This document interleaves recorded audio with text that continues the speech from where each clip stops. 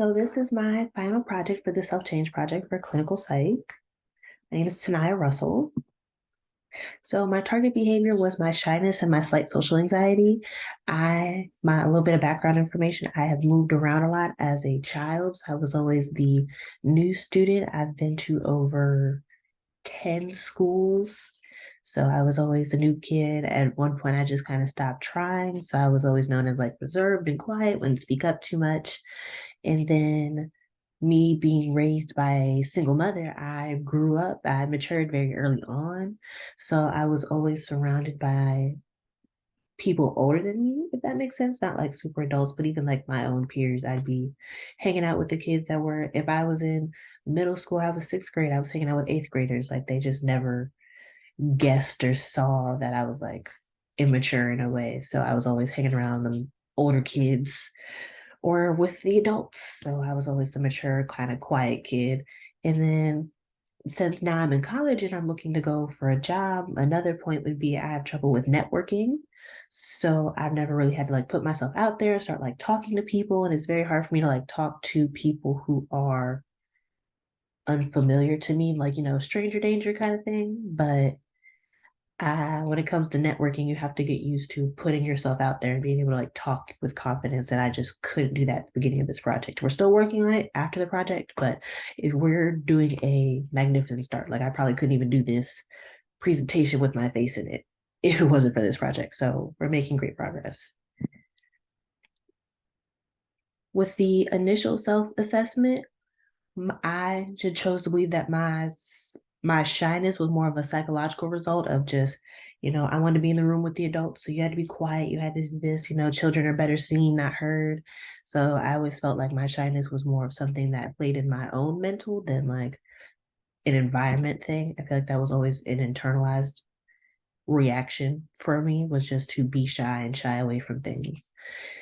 And then one of my biggest fears that I put on my self assessment was that I am nervous. I'm a little scared that this would be only a short term, short term result of me trying to put myself out there and do that. And like once I've done it, I'm gonna try and go back into my shell. And that's like my fear, that it's not gonna last forever, that I'd have to like keep redoing it. And I believe that my social anxiety stemmed from my shyness of me never wanting to be like seen, never wanting to be in the way kind of thing. I was always like that in school. I used to be known as a super talkative kid. And then as I grew up, they never was able to put that back on the little progress report. So it just kind of started from there. And then even asking questions in class, I became like too shy and too nervous to do that. And I realized it started to develop in a social anxiety kind of way was when I started getting physical reactions from something that was happening to me psychologically. So I figured out myself that it developed from me being so shy that now my body has a legit physical reaction to when I have to communicate to others or speak up for super long periods of time. And then I also realized that it's maybe a little bit of lack of confidence. So usually you have to go up and speak and do presentations and be with groups. And I've just never been that kind of student where, I was confident enough, like, yes, I want to go up. I want to be in this group. This is what I want us to do. Like, I have ideas to contribute as well.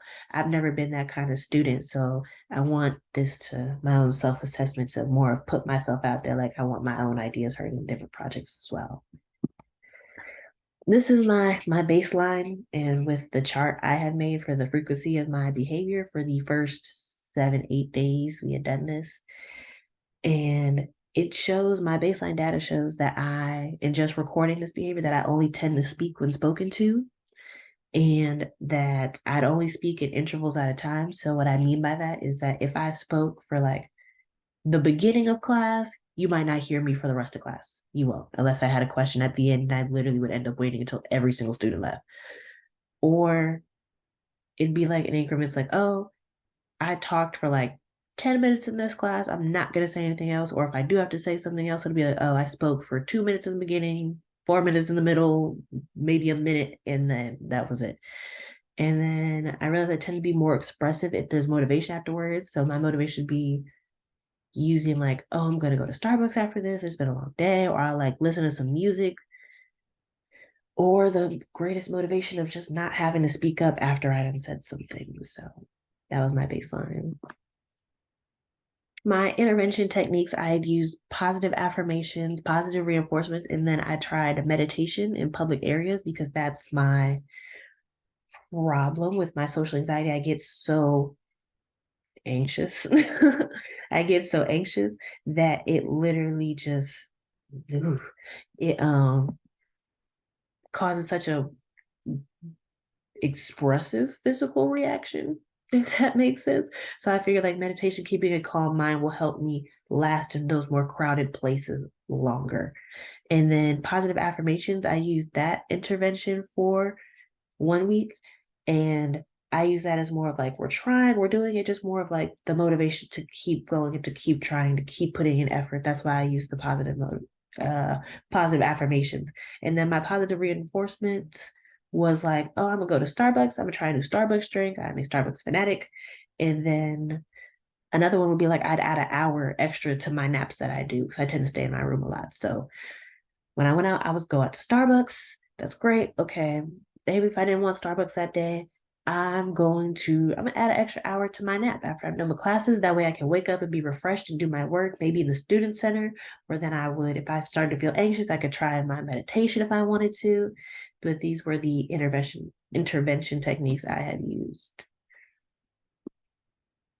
My goal was to make more friends, and because growing up, I was like mentioned earlier, I was the new kid, so I didn't speak out or like reach to friends. The friends I have now, they've like gravitated towards me. As I got older, I would start to gravitate towards certain people just unknowingly.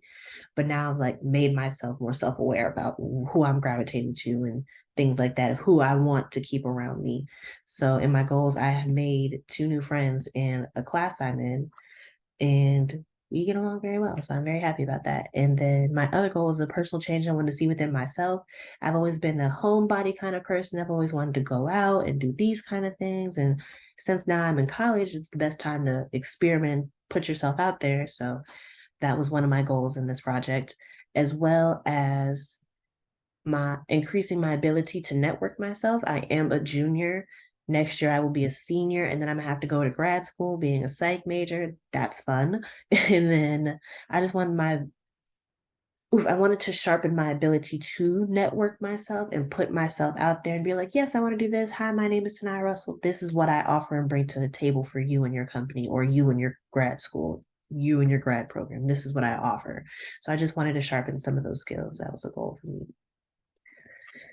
In my self-reflection, I rate this a 8 out of 10 on all of my experience. I feel like I did really well personally on trying to put myself out there and get rid of my shyness, or at least reduce it. I don't know about fully get rid of, but reduce my shyness. I feel like I tried to put in a lot of effort, and I feel like it showed in results. It paid off. As well as another self-reflection I noticed is it changed my view on a clinical psychologist and clinical psychology, because it shows that it's not just you went and talked to somebody and the change happens right then and there. It's a process, and it's okay that you didn't have to it was, you had your good days and your bad days. So that was nice to see that it was good days and bad days, and it was okay if you didn't achieve your goal as long as you kept trying and try to get tomorrow. And then also with this project, I found a new motivation in the career field of wanting to be a psychologist.